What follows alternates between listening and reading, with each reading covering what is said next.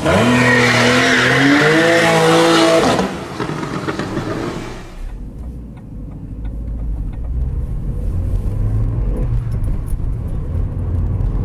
guys, how's it going? So this is my 4th monthly ownership update video on my Astra GTC. So there is actually a change with the car, and it's not a particularly good one actually. About 2 weeks ago it was snowing here, and actually at the moment it is still currently snowing. We got a big Arctic weather front coming in from the north, and so I was out driving 2 weeks ago on my way to my friend's house, and as I was slowing down to turn right into his gateway, I lost traction in the snow. Now I'm running all-season tyres in this car, and the car just somehow lost traction. I have a lot of theories behind how it happened. I could have geared down too quickly and let out the clutch too quick, and that made the car jump just a little bit while I was turning right to get in position to turn into his driveway, and the wheels just could have lost traction. Another thing is there was quite a lot of frost and ice the night before, and it was snowing on top of that, so that would have made things extra slippery. So anyway, the car span out. They span a full 360 degrees across the road onto the other lane. Now thankfully there was no other traffic coming at the time, but I did hit a cattle fence, which is you know, 2 wooden posts connected by thin steel barbed wire. Well, I think it was barbed wire anyway, and I just hit that, so I did. So I was expecting to be quite a lot of damage. Now thankfully there wasn't. The only resulting damage realistically was a couple of scratches on the rear bumper and a dent under the door, which I'm going to be getting fixed up very soon. Well, I have to say that was my first ever car accident, and as the car started to spin, I knew really that there wasn't a lot I could do. Because when you lose control of a car on snow and ice, you know, there's next to nothing you can do, because at that point the car is literally out of your control. But even when the car was spinning, I was turning the wheel all the way to the left to try and regain some control, but it was all in vain. It didn't help at all. So I just hit the fence, and it's actually on this road here that I'm driving on right now. You can see all this fence here in the background. It was one of them that I hit. It's just on down here a little bit. But as I said, the only resulting damage was a couple of scratches and 1 dent. Mechanically, the car is absolutely perfect. There was no damage there whatsoever. So I'm going to be getting that damage fixed up very soon. Right now, I'm just going to cut over to a clip just showing you the damage to the car. So we'll just take a little look at some of this damage. As you can see, just under the door here, this here is like the steel frame of the car, and quite a sizable dent, unfortunately. Just get a better look at it there under the sill. It was this part of the car really that hit the fence, and it took the most impact. But hopefully I'll be able to get that dent pulled out. I've been told I won't be able to get it 100% perfect again, because of course this is the steel frame of the car, so it's going to be a lot harder to pull out, whereas if it was a panel just like the door, it'd be a lot simpler. Now I know the car's a bit wet and dirty at the moment, but you can see just a couple of scratches here going down the side. Now they're very light scratches, they're not so much of a big deal.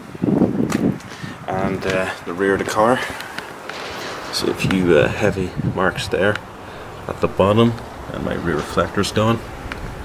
Just a few light scratches. So it's mostly kind of the rear side of the car that took the brunt of the impact when it span around. As I said, the side there, I think it might have hit a small rock or something like that, which done the dent. And then the car was facing at a kind of an angle like this here towards the road, and the rear of it was kind of stuck in by the fence. And it was, I think it was a cattle fence. It had 2 wooden posts connected either side by steel wire, so that's why I got so many scratches on the rear. So another thing that happened, I believe it was last week, I was on my way to college in Letterkenny, and I had the heater on and there was no hot air coming out. So normally when you turn the heater on your car, it's best to let the engine warm up for about, about 5 minutes or something, after you start the car, before getting any warm air. So I was about 20 minutes into my journey, and I became suspicious and thought there was definitely something wrong, when after 20 minutes there was absolutely no hot air coming out whatsoever. It's completely freezing. It was actually a very unpleasant drive to college because the car was just so damn cold. So as soon as I got to Letterkenny, I pulled into Kelly's Toyota, and I was chatting to a salesman there who I'm friends with, and we looked under the bonnet and we found that all the coolant was gone. So at first we thought, you know, this could have had something to do with the crash, but because all that kind of stuff, you know, the water pump and all that's located towards the front of the car, and when I crashed, it was the rear side of the car that took the brunt of the impact. The front of the car came out completely unscathed. That was fine. The only thing that happened to it was, you know, it got some grass and mud stuck on it, but that was about it. So the salesman, was telling me that it might be too dangerous for me to keep driving the car around Letterkenny that day, because without any coolant, I could just overheat and severely damage the engine. So I got a recovery truck to pick the car up from Kelly Toyota and bring it back down to Sorento here in Donegal town, where they found that the water pump had gone. So I think there might have been a leak in the water pump. So when I bought this car in October, I got a 3-month warranty with it, and warranty is actually up today. Today's the 31st of January. That's when I'm filming this video, and I'm uploading it today. The day you're watching it, the 1st of February. So the warranty covered the water pump, so I got that done for free. But apart from all that, the car is in perfect running order. There's absolutely nothing wrong with it whatsoever. So I got some car news I want to talk to you guys about.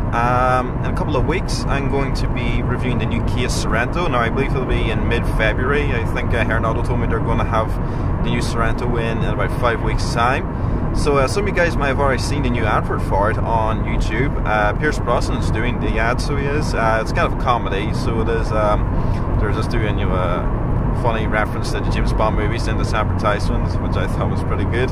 But it was a class advert, so it was. There was actually a photo on Facebook of Pierce Brosnan. He took a selfie of himself in the Sorento.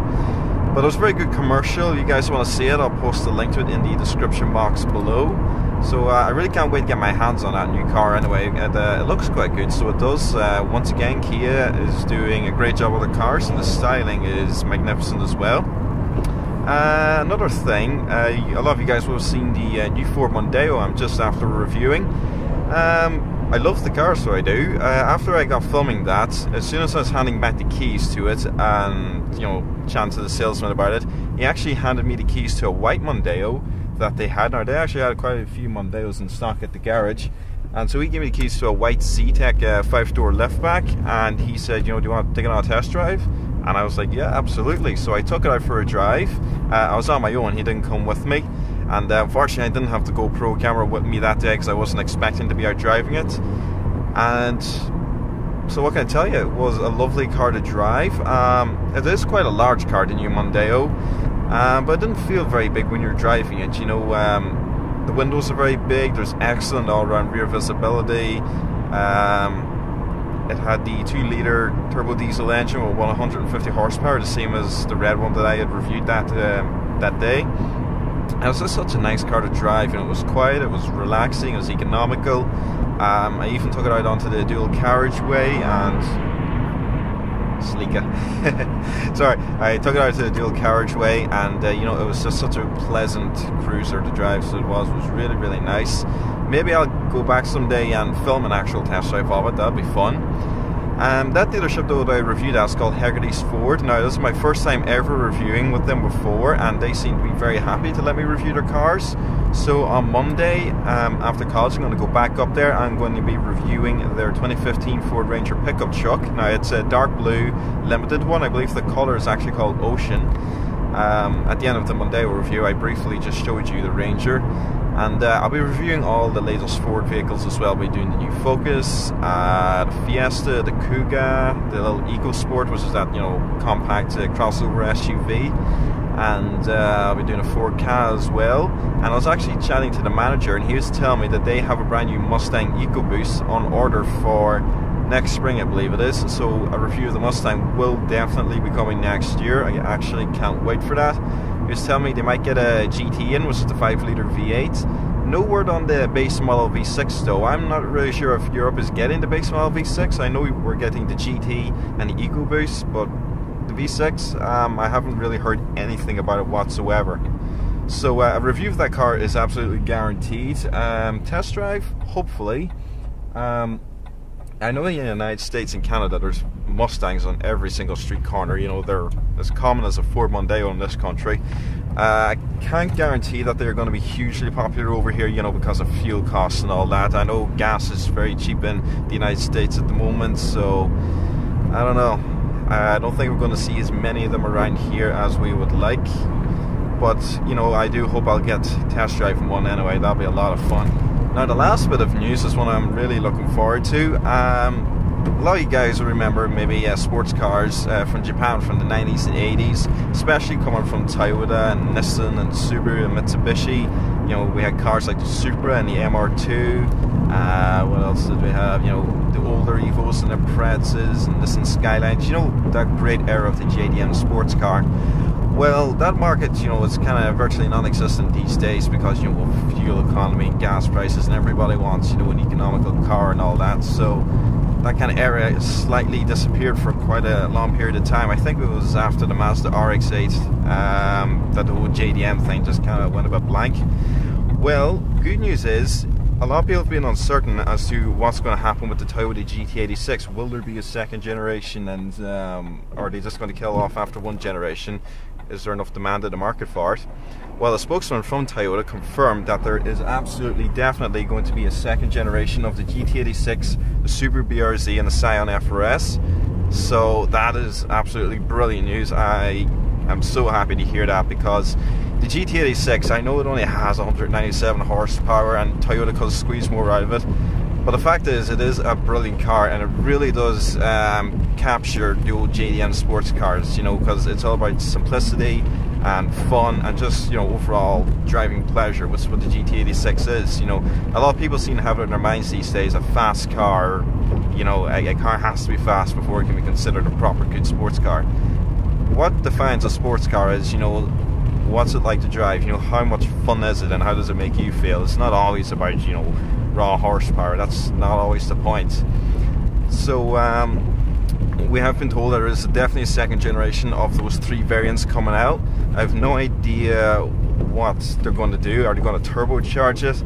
I hope anyway they certainly consider upping the power from 197 horsepower, because there's a lot of aftermarket tuners that have been supercharging and turbocharging GT86s and BRZs for the past couple of years now, and some of them have been getting up to about 300 horsepower with them. So the GT86 is absolutely capable of putting out a lot of power. So let's just hope Toyota and Subaru get together once again and they do, you know, a brilliant second generation, give it more power, and, you know, make it a true, proper, head-turning sports car. But while we're on the subject of all these old JDM cars, you might remember the Honda NSX and the Toyota Supra. Those cars are coming back, so they are. Honda has brought out the new NSX now, and if you guys are Top Gear fans, you would have seen the first episode of Season 22 there last Sunday. Jeremy Clarkson was saying he can't wait to get driving the new NSX, and I don't blame him, because it looks fantastic, and it's going to have a hybrid motor, as I'm sure we all kind of guessed, you know, with the way the motor industry is these days. Everybody's downsizing their engines. For example, Ferrari are working on a new version of the 458 Italia, which is going to have a slight facelift, and it's going to have a 3.8 litre twin-turbo V8 engine, and it's the same with McLaren and Mercedes. Even AMG's division is, you know, going a little bit smaller on the engines and turbocharging the new AMG C-Class and things like that. So I can't wait to see the new NSX when it comes out. And while we're on about Honda, there's of course a new Type R coming out of the Civic. Now the Americans and the Canadians are desperate to get the Type R Civic over there, and I don't blame them. The only problem that they have is they don't get the 5-door hatchback Euro Civic that we get here, like the one I was actually test driving the other day, which I still have to upload, by the way, as the 2013 model. So there's a lot of debate as to whether or not the Type R will come over to the United States, because you know, they don't get our Civic. But I hope they do, because I know there's a lot of fans out there and they really want to see the new Type R. There is some evidence to suggest they could get it, because there was spy shots of the new Type R being tested around Ohio. So I mean, I don't know, maybe they'll get it, who knows. But we're definitely going to get it anyway, so I can't wait to see one on the street, because it looks berserk, so it does. It looks absolutely mad, and it's just a crazy looking car altogether. So I believe this is the final bit of news I have for you guys. You might have noticed a little difference with the way the Ford Mondeo review was laid out. I got a new intro made, so I did, and I also, you might have seen this now on the part where I was talking about the engine of the car. When I cut over to the bit where I'm just showing the engine bay, I had the performance specifications listed on screen there. I downloaded a free trial version of Adobe Premiere Pro CC, I believe it is. Now, it's quite an expensive one to buy, so it is. From what I can see on the internet, you have to pay monthly for it. So at the moment I'm on a free trial. I have about a week left on the trial itself. It's a good bit of video editing software. I'm still using Windows Live Movie Maker because, you know, I only do real basic editing just to get the videos together. So it was using Premiere Pro CC that I was able to do the new intro and that bit of text on screen as well. So when the trial runs out, I'm still debating on whether or not I want to buy it, because it is very pricey. So as I was told that if you bought the whole thing, you know, without doing the monthly payments, just bought it, could cost like 800 quid or something. You know, it's a very expensive piece of equipment from what I've been hearing. But you know, if I don't buy it, I'll just still be using Windows Live Movie Maker. I'm trying to, you know, come up with a few ideas of how I can change just the way my videos are laid out. Probably won't do any major changes, but you know, just trying to keep things updated all the time. I still have to bring you guys a review of the brand new Volkswagen Passat and also the revised Polo as well. I've seen a few of them in person. Looks quite good, both cars, so you know, we'll see what happens there, but hopefully I'll get some reviews together very soon for you guys. Also, another car I saw out driving the other day when I was going to college was the brand new Land Rover Discovery Sport. Now what this is it's kind of like an Evoque that's been pumped up a little bit, really. It's just kind of like a bigger Evoque, but it's called the Discovery Sport. It looks quite good, so it does. I've seen many photos and videos of it on the internet. You know, it's a nice looking car. I'll have to make a point of going to the Land Rover dealership in Letterkenny at some point to get a review of it, and also bring you a review of the brand new Range Rover as well, and hopefully the Sport model. So I think that's pretty much everything I wanted to cover today in this video. Like I said, you know, the car is absolutely going fine apart from that damage. I'll get that sorted out as soon as possible. The next video I'm going to upload now will be of the 2013 Honda Civic I was out test driving, and then the next review after that will most likely be of the Ford Ranger pickup truck, which I'm filming on Monday, which will be the 2nd of February after college. So I hope you guys enjoyed this video. Thanks for watching, and see you again.